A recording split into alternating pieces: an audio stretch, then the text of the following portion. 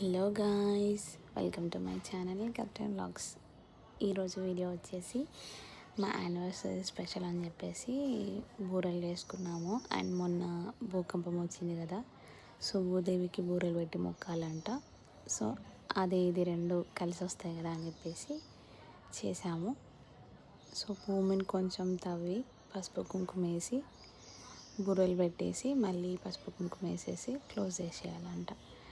Around 30-40 years back ఏమో అనుకుంటా వచ్చిందంట.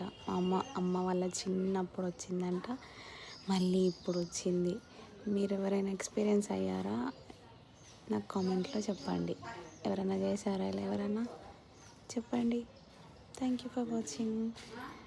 బాయ్.